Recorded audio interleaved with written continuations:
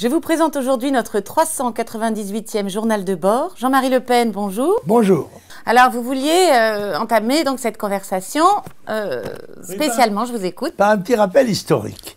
J'ai été tout à fait étonné que personne, pas un journaliste, pas un homme politique, n'ait remarqué que le 22 mars, jour de l'élection, était l'anniversaire d'un mouvement politique qui a eu une grande importance dans l'histoire de la France. C'est le mouvement du 22 mars. Le mouvement du 22 mars né à Nanterre et dont le leader était Cohn-Bendit et qui a été à l'initiative de la pseudo-révolution de 68. Révolution moralement plus importante, plus morale que politique, mais avec des dégâts considérables. C'était un groupe de trotskistes, anarchistes, maoïstes, spontanéistes, dont le leader était Cohn-Bendit. Et ce mouvement s'est appelé Mouvement du 22 mars, à ma connaissance. Il n'y a pas un seul journaliste, un seul politologue, un seul homme politique qui s'en soit souvenu. Et qu'il est rappelé. Alors, je voulais revenir donc à l'actualité internationale de la semaine. Un crash abominable d'un Airbus A320 de la compagnie allemande Germanwings ce mardi au-dessus de la Seine-les-Alpes. 148 morts, aucun survivant. Et apparemment, d'après les dernières investigations, le copilote serait responsable et aurait sciemment précipité l'Airbus en plein flanc de montagne. Quel est votre avis à ce sujet ?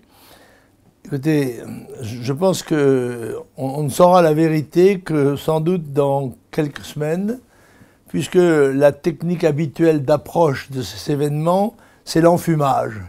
C'est essayer de tromper les auditeurs, les téléspectateurs, par une série de suggestions. Souvenez-vous, quand il y a eu des criminels djihadistes, ce sont des hommes seuls, ce sont des loups solitaires, des gens assez gentils d'ailleurs, n'est-ce pas, Dutroux aussi était assez gentil, les frères Kouachi étaient très sympathiques comme garçons, voilà.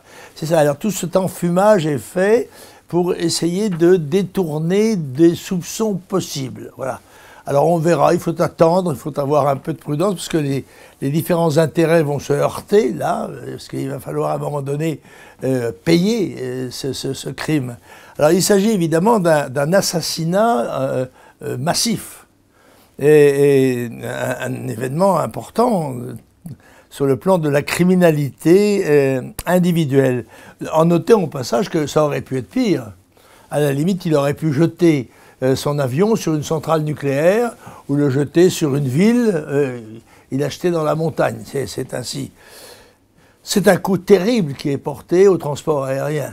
Car il est évident que quand on monte dans les avions, moi j'y monte 2 fois par semaine à peu près, eh bien on a une confiance quasi totale dans les gens qui vous conduisent. Oui. Si on doit émettre l'hypothèse que l'un des pilotes pourrait être la cause de votre mort, il y a un certain nombre de gens que ça va écarter de ce mode de transport. Voilà.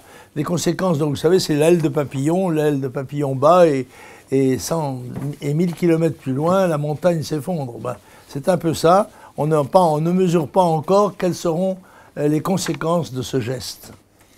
Oui, alors pour revenir à un autre sujet, le sieur Nicolas Sarkozy, toujours ce mardi, devant le groupe UMP à l'Assemblée nationale, déclarait « Il faut attaquer le Front National brutalement, car c'est une question de vie ou de mort ». Que lui arrive-t-il? Une crise d'angoisse?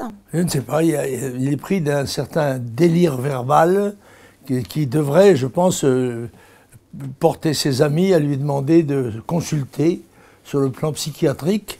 Parce qu'il se déclare, il a fait la distinction entre l'adversaire qu'est le Parti socialiste pour l'UMP et l'ennemi qui est le Front National. Cet ennemi est dénoncé. Il a même dit, en parlant de Marine Le Pen, Marine c'est le père moins la culture. Eh bien moi je dis, Sarkozy c'est son saltimbanque de père moins la Chardas. Alors, un directeur d'école primaire a été écroué ce lundi suite à des plaintes pour viol sur des enfants de 6 ans dans un établissement scolaire de l'Isère. Alors, il avait déjà été condamné en 2008 pour recel de photos pornographiques. Qui protège ce genre d'individu? Le système? Pourquoi est-ce qu'il a pu, bien sûr, changer de poste, mais toujours travailler dans l'éducation nationale sans être inquiété? Le système protège par principe les délinquants. C'est la morale qui est émise d'ailleurs publiquement, publiée par le syndicat de la magistrature. Ils sont pour les délinquants contre les honnêtes gens, pour les condamnés contre les juges, ils sont pour les détenus contre les matons, etc. Voilà, et c'est une espèce de sympathie à l'égard du marginal, du délinquant, du bizarre. Voilà. C'est un signe inquiétant de décadence quand les élites en sont à professer ce genre de dogme. Oui, le citoyen ne peut plus se défendre, sinon auquel cas il se retrouve avec les forces de l'ordre face à lui. Les forces de l'ordre et les citoyens sont par définition suspects. C'est eux qui doivent justifier de leur innocence. Alors le maire d'Hénin-Beaumont, Steve Briouat, s'est trouvé menacé de mort, sa mairie incendiée, et on n'en a pas beaucoup entendu parler dans les médias. Oh, non mais c'est normal. Une victime Front National, surtout, ils l'ont pas volé, n'est-ce pas, pense le système. Oui, alors à quoi est-ce que c'est lié? Qui incite à cette violence? Eh bien, je crois que c'est l'intérêt commun des partis du système. Jusqu'à présent, ils se partageaient le gâteau par alternance. Un coup je te vois, un coup je te vois pas, tantôt c'est toi, tantôt c'est moi. Et puis l'irruption du Front National est en train de changer la donne. Et ces gens ne se rendent même pas compte, qui ont dirigé la France. M. Sarkozy a été président de la République, que quand il attaque le Front National et la menace qu'il représenterait, ce sont les millions d'électeurs du Front National qu'il considère comme des anormaux et comme des ennemis.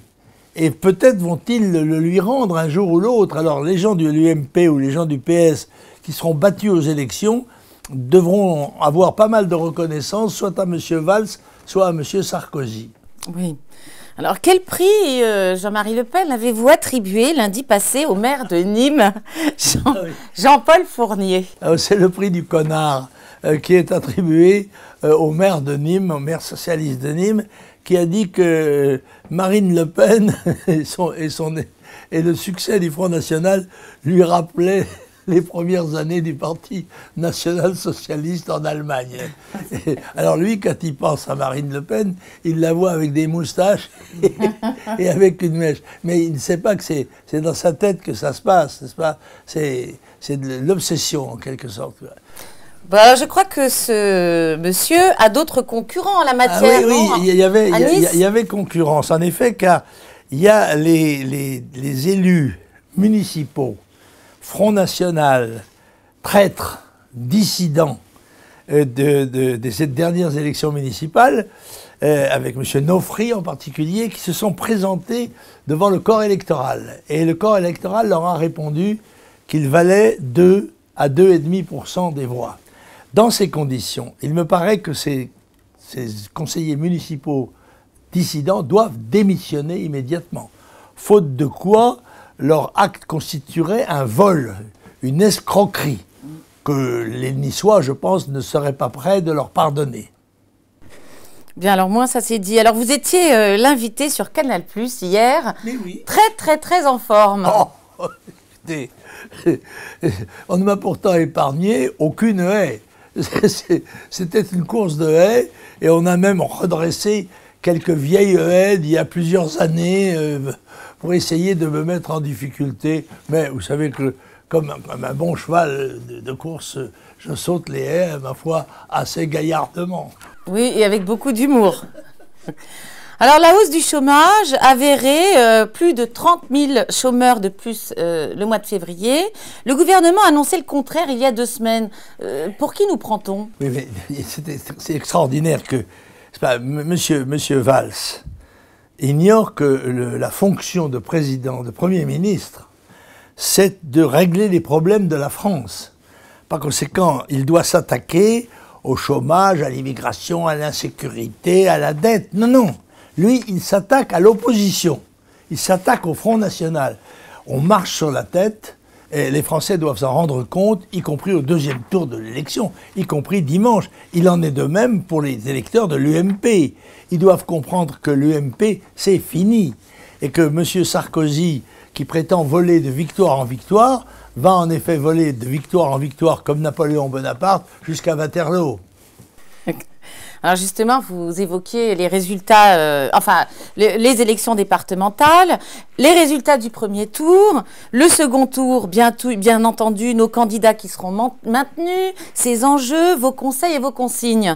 Alors pourquoi le Front National est-il le premier parti de France, et ce, malgré un chiffre qui paraît un peu dérisoire, comme ça, 25,24%. Pouvez-vous...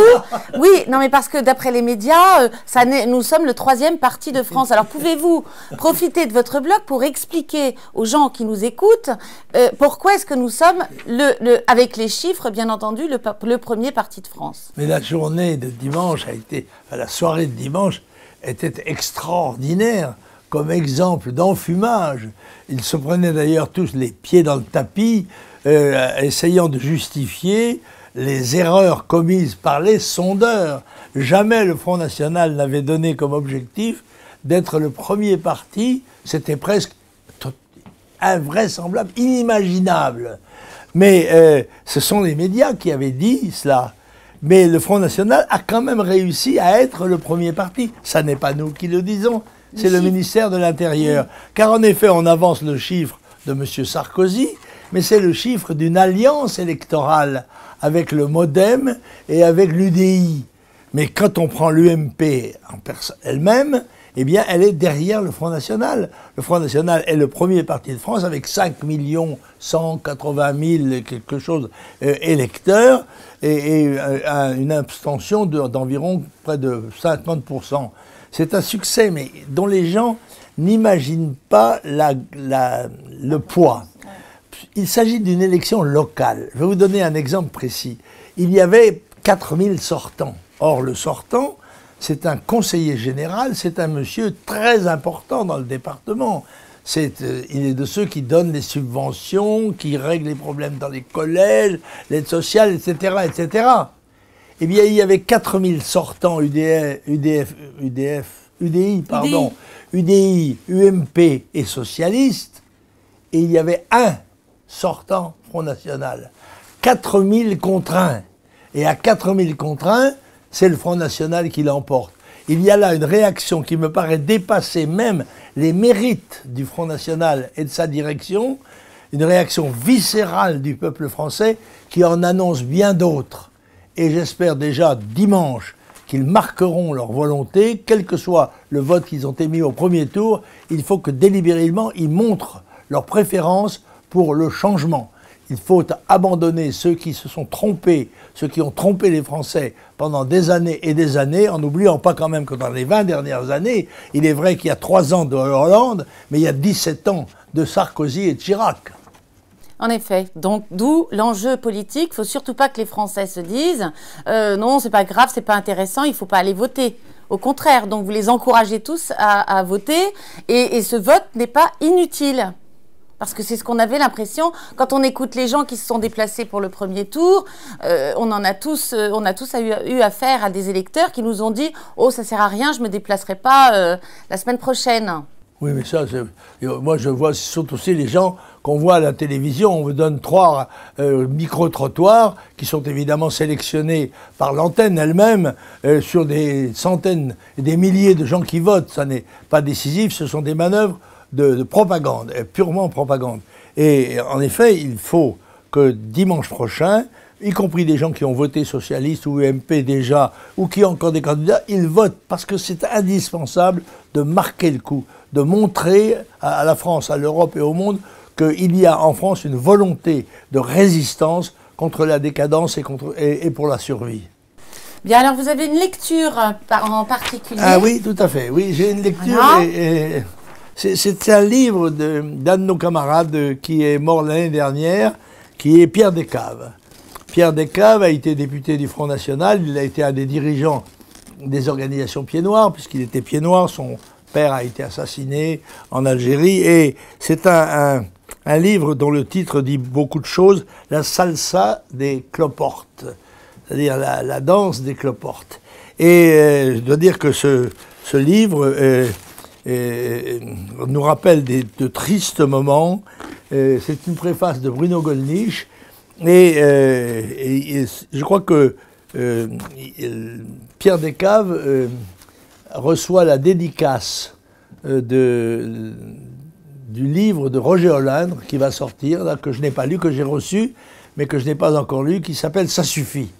Et Roger, qui a écrit beaucoup de bouquins, et des bouquins très intéressants, va sans doute résumer l'essentiel de sa pensée politique dans ce livre. Mais la salsa des cloportes, vraiment, ça mérite d'être lu, d'autant que, pour une fois, l'éditeur l'imprime en caractère lisible, ce qui pour moi en particulier est très important. Pour beaucoup de monde. Ben, merci beaucoup Jean-Marie Le Pen, et nous nous retrouvons la semaine prochaine après la bataille. Merci, au revoir.